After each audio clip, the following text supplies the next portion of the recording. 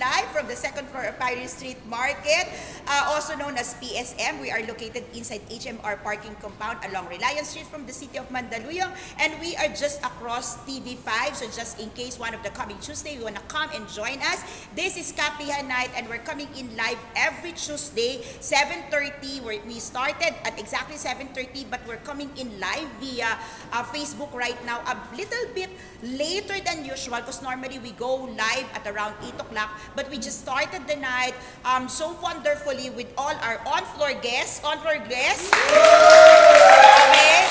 so that is not a can sound, that's real people, live people, and yes, we're live, okay? So you can put your comments in there below. So if you are watching us live, okay, people from Tacloban, our tribe, from Leyte, our tribe from Region 8, good evening.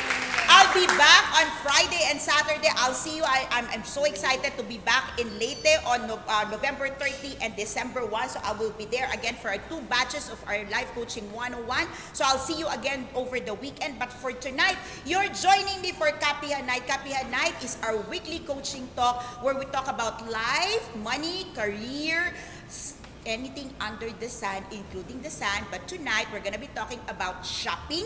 We're talking about a shop till you drop, because Christmas is just around the corner.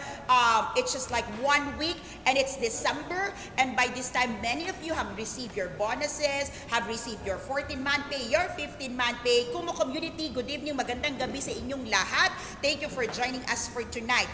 Alright, if this is the first time you're joining me, I am Coach A. I'm a certified life coach, and as such there are 2 things that I do. Number 1, I empower people to be mentally fit so you can stay alive and live beautifully. And how do I do that? I coach people back to life of freedom, back to life of control, back to life of joy, back to the original life of God, of which God have created you. Many times you are out of control. That's why you cannot live the life that you want and the life that you deserve. And as a life coach, that's exactly what I do with my clients. I help my clients, I coach my clients back to the life of which they were originally be given with. Okay? Another thing that I do is I'm the global partner for Asian region of the Life Coach Training Institute. Last week, we had our master coach, Lakendra Smiley, the founder and the CEO of the Institute, and she just inboxed me, she just messaged me earlier, and she said, sis, I'm having a withdrawal. She's missing the whole tribe, she's missing the community. So Master Coach, if you're watching, we miss you as well, okay? So I represent the global company, the global institute that does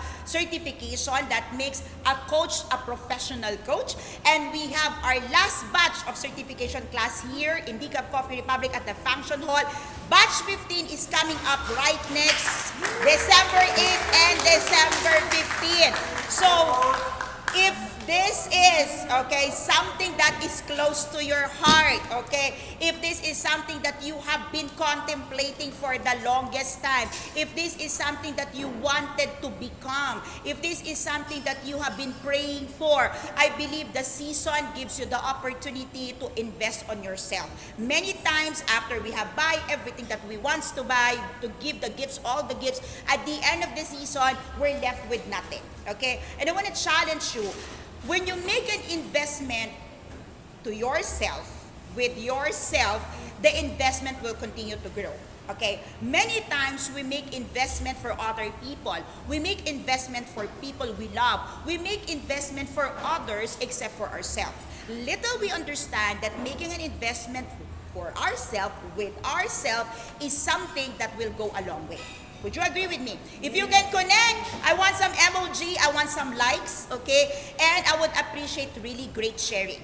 For those of you who've been sharing our videos, okay, by the way, if you want to catch the replay of this, you can catch this on a replay on YouTube. Then you are going to be watching a better version of this. Normally, we upload this midnight, after midnight. So by tomorrow morning, you can find a replay of this talk, okay?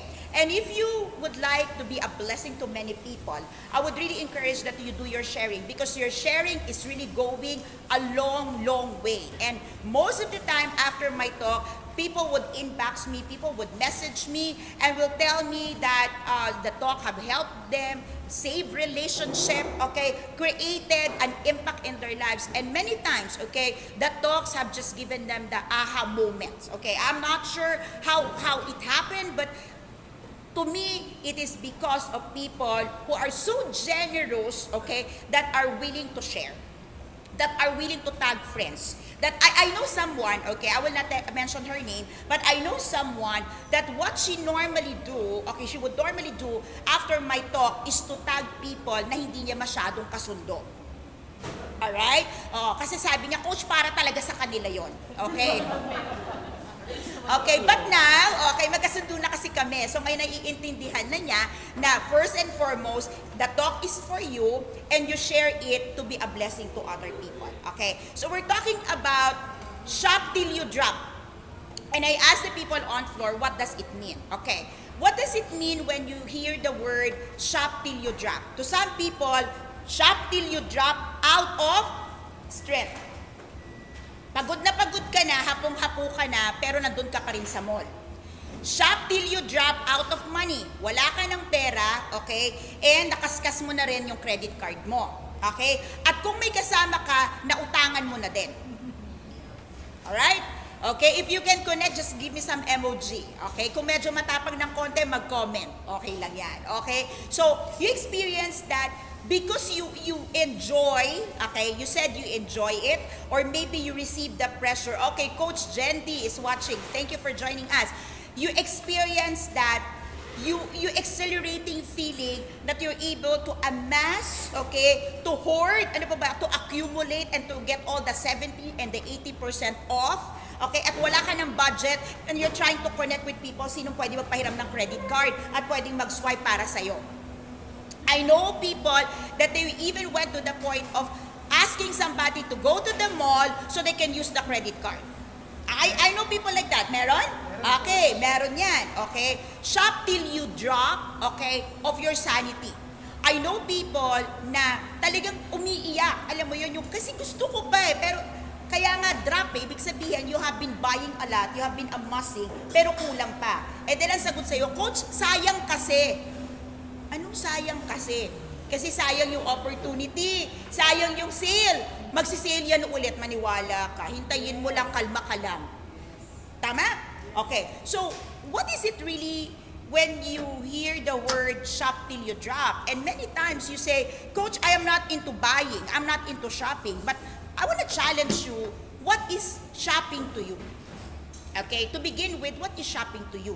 Because many people deny the fact that they shop. But here's the thing, shopping and buying is synonymous. Okay? When you buy, you shop. When you shop, you buy. Tama ba? Okay. But what's really the difference? Okay? When you buy, the buying is the actual purchase. That's buying. Shopping encompasses a whole lot of spectrum because shopping comes from the initiative of wanting something and really the emotions of buying it, the enjoyable portions of getting it, consuming it, or giving it. Okay? And for some people, kaya nga meron kayong narinig the words na window shop. Familiar? Ano ibig sabihin ng window shop? Come on now. Ha? You don't really buy, alright? So, that's why it's different from buying kasi buying, pinurchase mo na siya. Window shopping, how can you window shop? Window shopping is a torture to yourself. A torture to yourself. Isn't it? You go around, okay, how many of you knows that when you do window shopping, that is very, very, very tiring. It is very, very tiring because, number one, you're physically going around the windows. Okay? Window po, may mga pilosopo, Coach, paano pag walang window, walang glass? Okay. Okay. Ibig lang pong sabihin ng tiningnan mo lang siya, hinawakan mo lang siya, pero hindi mo siya nauwi. And that's very tiring, physically.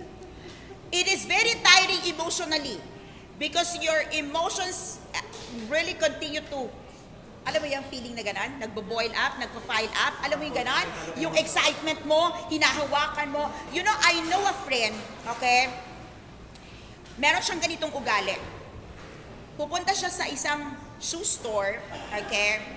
Isusukat niya lahat ng sapatos. Tapos hindi naman niya bibilin. Because the satisfaction is really just to fit in the shoes. And you know why? Because she could not afford to buy that expensive shoes.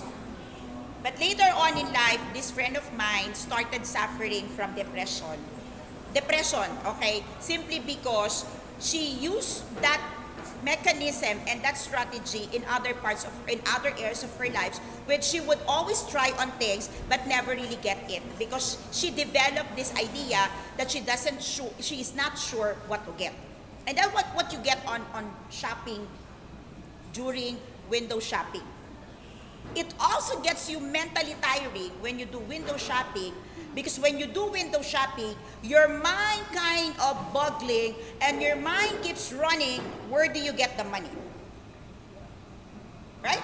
Can you just imagine that feeling? Okay, here's one thing. Who among you here have experienced browsing through the virtual shops? Okay, I will not mention the brands and all the shops. Mga virtual shopping. Okay.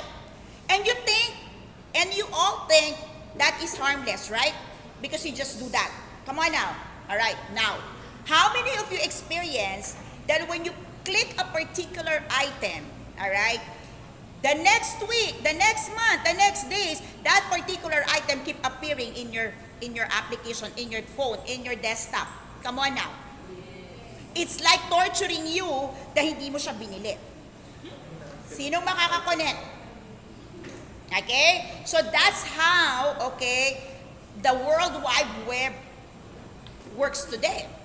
If you click one thing, all right, that one thing will continue to pop up to you and all other options, okay, so that you will be forced mentally, emotionally to buy it. Okay, now you understand why it keeps popping up.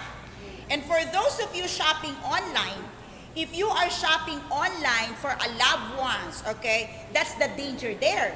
Because if your spouse, your children would look into your phone, look into your desktop, they will see those items popping up. And if you have clever children and spouse, then your children and your spouse would have I'm getting this for Christmas. Okay, you're getting that?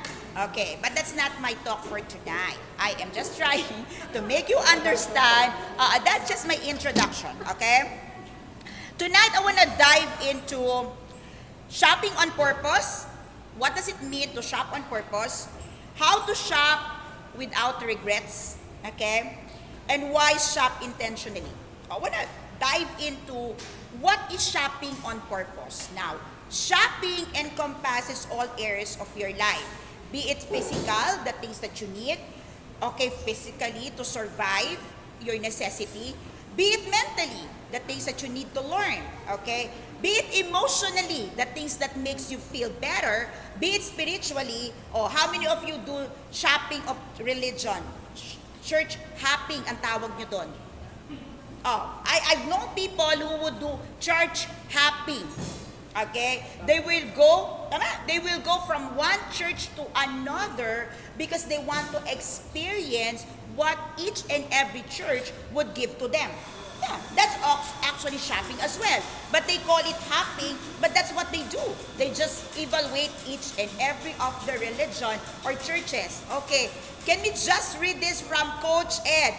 Shop till you drop is just a temporary relief that will cause you, oh my God, prolonged stress due to debts and loan. Utang daw yan. A 50 to 75% off is nothing when you can save 100% of not buying things you don't need. Oh, hello Dicap. Totoo naman yon, tama? Oo, save ka ng 70%. 100%, hindi mo naman kasi gagamitin, so wag mo nang bilhin. Okay, actually, pag sinabi mo, I save 70%, but that 70% kung hindi mo kailangan, totally went to drain. Yeah. Tama? O, lalo na kapag may expiration yan, tapos na-expired na, hindi mo pa nagamit. Sinong nakabili na ng ganon, na-expired na, hindi mo pa nagagamit? Sabon. Food. Oo. I'm an economist. I'm a graduate of economics, and one of my one of the things I've learned, okay, na tumatak sa akin, sabi ng professor ko way back in college, there's really something with the law of supply and demand, okay? So, di ba sabi nila, if malaki yung supply, ano mangyayari?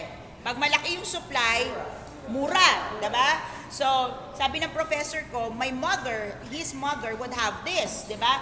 If she goes to market, and mura yung kangkong, mura yung isang particular na vegetable, bibili niya ng maraming kilo. And think about it, what happens kapag bumili ka ng madami at hindi mo magagamit? Ha? Ano mangyari? Gets rotten. And if gets rotten, itatapon mo lang siya. Correct? Okay, so, let me take off from there. What is shopping on purpose? Shopping on purpose is really identifying the what of your shopping. The what. Is it necessity? Is it needs? Is it wants? Is it desires? Is it a reward? Okay? Or is it a punishment? Do you know that some people get to shop out of punishment? Yeah, because you want to give gifts to people you offended. Pag galit ang asawa, bili ng ganito. Tama? If you want to appease, come on now, okay? People online, before I started my talk, I challenged my people, my guests on floor, to come to think of one thing that they really want to shop. Okay? And I want you to really understand what's the purpose of that? That one thing that you want. Some people want that particular item out of revenge and a statement to the world that now I am a made person. Come on now. Some people buy things, yes, they can afford it, but they don't really need it, they don't even want it, but it spelled a difference and give them the label that they are already on this level of the society. Can you connect with me? So, why are you shopping? It is important that you understand. Is it needs? Is it necessity? Is it love? Is it a blessing? Is it a curse? Is it a punishment? Is it a reward? What is the what? What is the purpose of your shopping? And you would understand why I asked you to get that one particular thing, okay, that you really want to shop, okay? People on floor, okay, are you still with me? Yes. Because that particular thing that you really want to shop, okay? That you have right now, that you really wanted it. Do you have it on mind? Yes. That would exactly mirror the condition of your heart today. Right now. Right now. So don't tell me that. That's yours. That one thing that you want so much today, all right? That one thing that you want so much today would exactly mirror, okay, that one thing, the condition of your heart. Okay? Some people wants to buy something because that makes them remember a loved one, a departed person. Some people want that particular thing because that particular thing, they were deprived of it when they were young. Some people want that particular thing because they just want to say, now I can afford you. So what is the purpose of that? Yes? Okay? Can you connect with me that that particular thing that you wanted to buy today would particularly resonate the condition of your heart? And you would see that it reflects all areas of your life. So what is that one thing that you really want to buy today? Okay, what is that thing that you want to buy and shop today? That's what I mean by shopping on purpose. Because that is intricately connected to the condition of your heart today. You want that. Okay? Some people here, you may have all the money in the world, but think of what you want to buy. It doesn't even cost a lot of money. But you just want it. You just want the experience of buying that. You just want the experience of that one. I mean, when people buy for charity, when people buy for giveaways, when people want, there are people who wants, one thing that I enjoy every Christmas, more than the experience of buying gifts. You know what I always wanted, I always enjoy doing? Buying things for raffle. I love that. Yeah. Yeah, I really love that because I want that feeling that you're buying something, and I really do a lot of praying when I do that. Why? Because I'm believing that when you give that, that would be an answered prayer to the person. To me, that's what give me really the joy. When I was in the corporate world, I really love that moment. When I would be given the opportunity to really buy for raffles, or I would be given the opportunity to get support from our principal. And normally the principal would say, what do you want? And I say, just give us what your heart is, because I'm believing always that the person would have that. It's not about the amount. I'll tell you, it's not the amount. Because some people would get what? A TV. But if you already have 7 TVs in the house, what does a TV will do to you? CCTV pala. Okay? But to me, one of the gifts or raffle, okay, may mga tao na into raffles, diba? Napapanalunan lagi. Ako po talaga, hindi talaga ako mapalad sa raffle. So, bihira lang. Okay? And then there was one time, sabi ko talaga, pwede bang Lord, sample lang? Sample lang. Yung maramdaman lang natin. And one of the raffle na I got, and we're still using it for I think years, 5 years na, 6 years, is sandwich maker. That's not expensive. But when we got it, our lives we enjoy so much with that. It's just a toy to us. I mean, my children loves it, I love it. It's something like, wow, the convenience. So, to me, buying raffle items, I love it. I love it. Yeah. That one I can shop till I drop out of money. Okay. So I don't know about you. What is that one thing? What is that one thing? My one thing, if you ask me what I wanted to buy today, if not given no money and all, you know what I wanted to buy? You wanna ask? I wanna have a piece of land in every country. Wow. Yeah, I want to have a piece of land in every country. Each country, I want that. Yeah.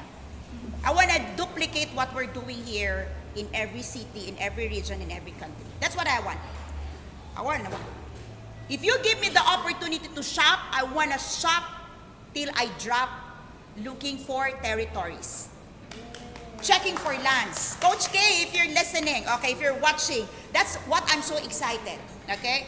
To look for areas in Tacloban for DCAP, okay? Because she got the plans for that. And she said, will you help me? Will you help us? Wow, I'd love to do that. I would love to fly and just look for places. That's one thing I want to do, okay? So I don't know about you, but to me, I want to shop for lands.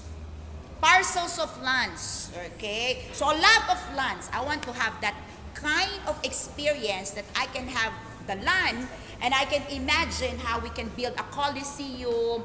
Really, yeah, I want coliseum. Raj knows that. We want really a big one. We call it coliseum, right? Yeah, it's like a center. We want that. We want really a place where in bilog siya and everybody's just there. Everything that you need. Because right now you have everything you need is inside the coffee shop. Okay, later on, we envision an opportunity to provide it in a big coliseum, in a big arena. When you go there, practically the whole place is solace and the whole place will just bring you to your complete wellness. That's what I want to buy. Okay, so I want you to look into what are you shopping on purpose today? What are you shopping on? Are you shopping for your intelligence, for your knowledge, for your experience? Okay. Some people says, Coach, I travel for fun. No, you travel for experience. You travel for memories. Right? You travel for learnings of culture. that's the most responsible way of traveling. Is that the way you travel? And I want to encourage people on the travel agency. Normally when I do consultancy for people in the travel agency, that's what I say. That's what you said. The experience, the culture, right? The experience, the memories, and the learnings of you get from other people.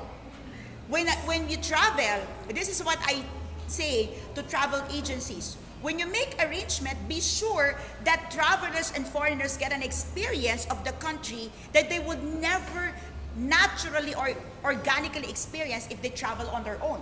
So give them an experience of the food, the culture, the relationships. That's what you're selling in traveling. That's what you shop when you travel. It's not the plane. It's not just the thought of I get to travel. Well, I respond and I appreciate and I respect people that say, I travel for fun. But I want to challenge you, give purpose to your traveling. What's the purpose of traveling? Just to tell the world that you were able to touch base and land on this and travel? I want to challenge you, give purpose and meaning. Okay, shop for places, shop for country on purpose, and that purpose is within you. So when you spend the money, okay, even if you, like, I don't know about you, okay, if you give me an opportunity to travel to places that I will be depressed after the travel, no thank you.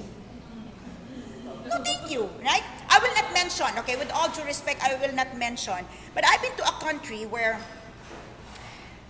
part of the tour is they brought us to a certain place. And I know that another part of the country is another version. You know, in our country, like if you get to Manila, if you get to the Philippines, you look at Manila, it's all traffic and all of this.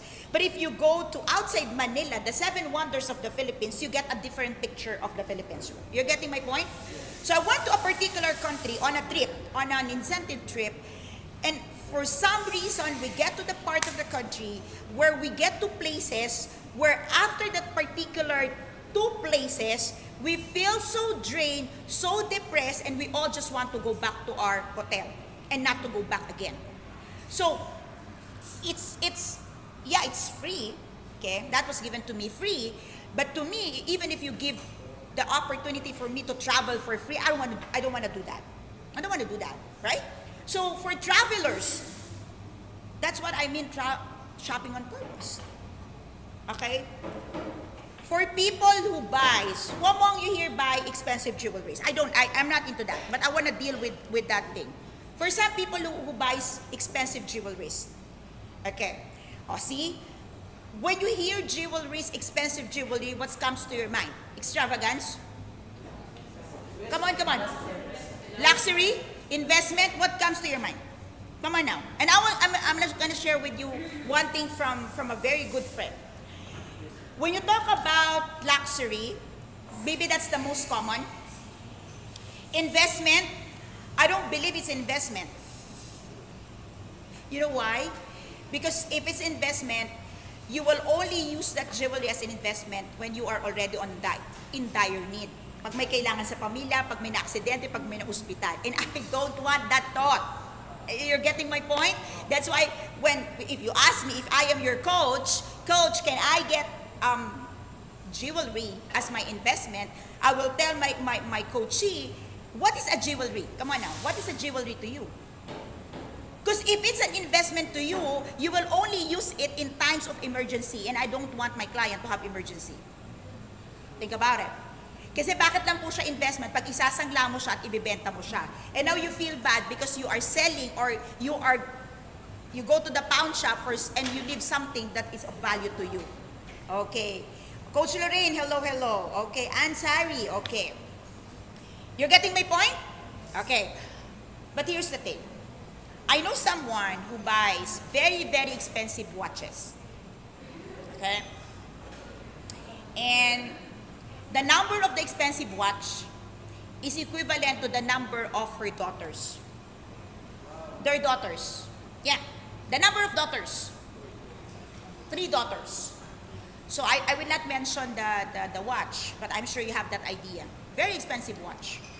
And when I had a moment with the couple, the father, it's actually the husband who had it, got already 2. So pangatlo na lang yung binibili niya. Because he said like this, This watch is for my future son-in-law. This will be the gift I will give to my future son-in-law as a symbolism that as much as I can give, I expect him to give as much as he can to my daughter. That's what he said. This cost me so much to get. Okay? And this one, I'm gonna give to my son-in-law, whom my daughter will marry, because that's a symbol that as much as I give, this is also how much I'm expecting him to provide for my child, for my daughter, until they separate ways. So to him, that's it. And that's millions, okay? That watch costs millions. So he got already on the second watch unit when we were talking. He said, I'm on my third. And we're saving up for that because I want my daughter to remember that. And why a watch? Why not a house and lot? Because he will always remember that. Okay? Because that is time, and say it's gonna be timeless. And I want them to be together as long. Because every time he looks at that watch, he would remember that promise that he will make to me when I give that watch. Make sense? Yes. See? Oh, Coach Kay Zabala, oh, I miss you. We miss you all. And hello from Manila to Palo. Okay. So now you understand, it's not about the amount, but really the purpose of your buying. Can you connect? Okay. Can you connect, and would you agree with me that one thing that you really want to buy today is a reflection of the content and the posture and the condition of your heart? Yes? Walang kokontra? Pag may kokontra, pwede na nating tanungin. Okay, next. Okay, how to shop without regret. Have you ever went on buying something and then you regret? Yes. Ilang beses na kayo? Sino ayaw nyo magtaas ng kamay? Ako, maraming beses na ako nag-regret. Ha? Ha? How to shop without regrets. Now, we will connect that to what makes you feel the regret. Okay? What makes you feel that regret? Doon muna tayo. Kasi for us to identify how to shop without regret, my question is, what brought you to the stage and state of regrets when you are the person who made the purchase? At tahimik po tayong lahat. Okay? Tahimik po tayong lahat. Okay? The question is, why do you regret things? Why do you regret things in life? Why do you regret decisions? Because many times you are focused on the purchase. You are focused on the thing. You are focused on the material or the output or the physical manifestation of the decision. But really the question deep down on your heart, which I want to ask, why do you do things that you will regret later on in life? Why do you regret? Was it impulsive? Was it coercive? Was it irresponsible? Was it unmindful? Was it passive decision because somebody just pressed you to buy it? Was it out of compulsion? What causes the regret? Change of heart. So how fast can you change your heart? Yeah, right? How fast? If you can change your heart over one thing as quickly as that, then what does it mean? Hello now. Okay. Think about it. Have you ever experienced buying something that you are so happy? You are so glad you bought it. Alam mo yan, yung gustong-gusto mo. And then pag uwi mo, may damage. How does it feel? Marami yan sa online coach. Apektado eh. Okay, come on now. How does it feel? Huh? Okay. Because to begin with, okay, the purpose of your purchase was not defined, was not established. That's why the moment you see that particular thing, you are more focused on that. Recently, that was last week. I got something. I got an item, and that item had little marks on it. I tried to take off the marks. The marks caused the item to be worse. Okay. So I went on putting on something to the item. And when I was doing that early morning, first waking hour, I was doing the remedy for that particular thing. Do you know that I didn't felt any stress or wala akong naramdamang inis? I know. Because it made me realize, and it made me at that moment, I was actually praying during the time. I said, God, thank you for giving me the opportunity to do this. Because now I realize, because I put the design in that thing, it's a heart. For some people who've seen that, I put a heart. Okay? When I put the heart, it made me realize, it was difficult for me to do. I put my patterns and all, okay? I did that on the first thing of the waking hour. No coffee yet with all those things. And I realized, this is exactly what I do to people. With all the brushes, with all the flaws, I cover them with my heart, with my love. It made me realize that. Why am I sharing that? Because when you buy something, when you get something, okay, on purpose, and you understand the purpose, the flaws will never matter to you, but what it gives to you. How you shop without regrets is to understand why you're having that. To me, that piece of thing really matters to me. It speaks of so much, and so with all its flaws, I can still embrace that one thing. And because that's the posture of the heart, you can find greater purpose and reasons why you have to embrace something that you know that is far from perfect. Let me ask you, are you perfect? No. Are you perfect? No. Do you have people in your lives who accepted you? Think about it if they taught you just a shopping list and they just return you.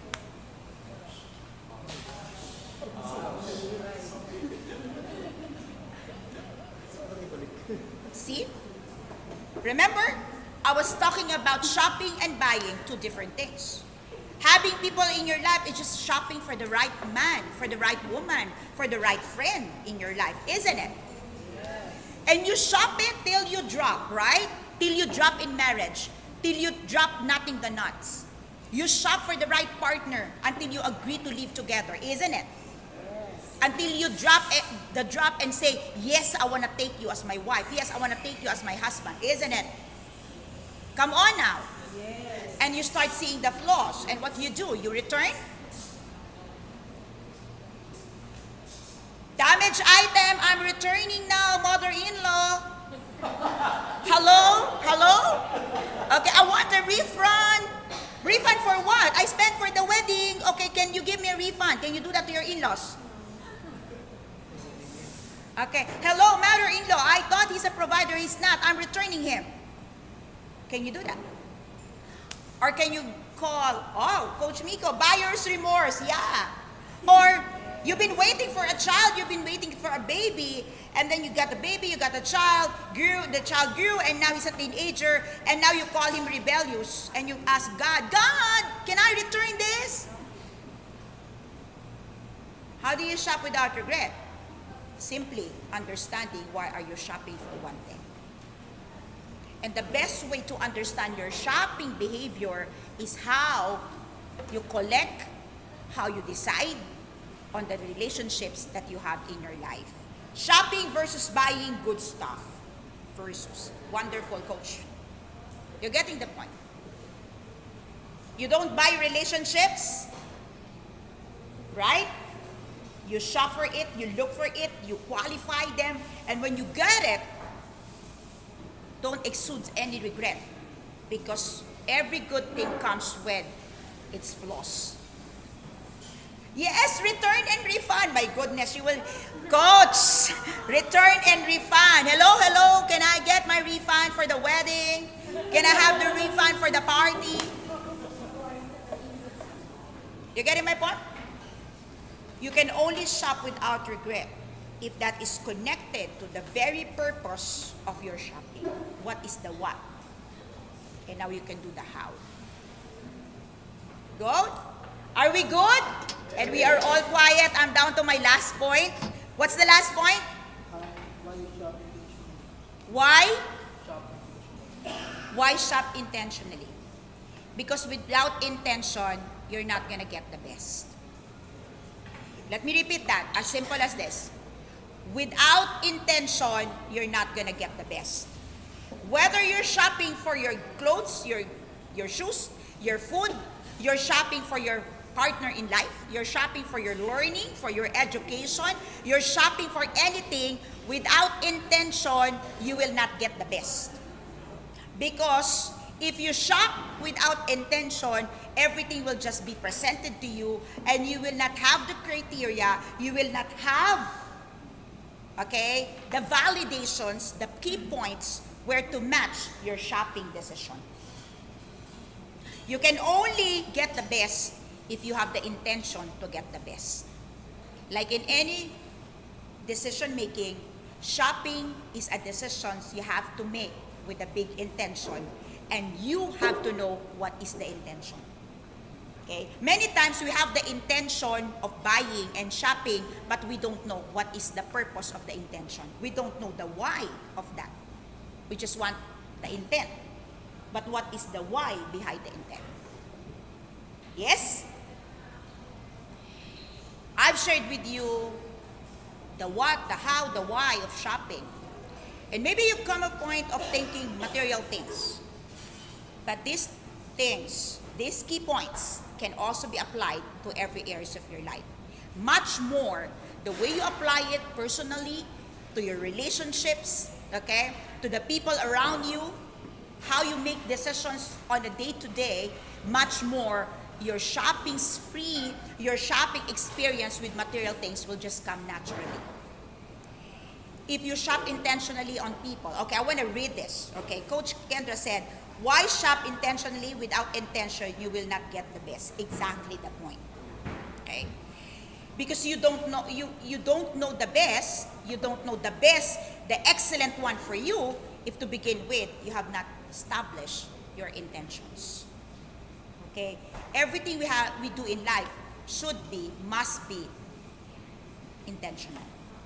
Without intentions, you will just receive what life has to offer, and most of the time, you pick not what you want, but what is simply offered to you. When you shop with intention, you will seek, you will research, you will go for it, and it's okay to shop till you drop if you know that that particular item deserves you dropping out of energy, out of money, out of every resources, because when you know that that particular thing or that particular person is worth shopping, worth waiting, and worth keeping, then it's all worth it to shop till you drop. Anything valuable, anything worthwhile, anything worth keeping is worth shopping till you drop. This is Coach A. Good evening, everyone. I'll see you again on Thursday for Coaching for the Soul. Good night.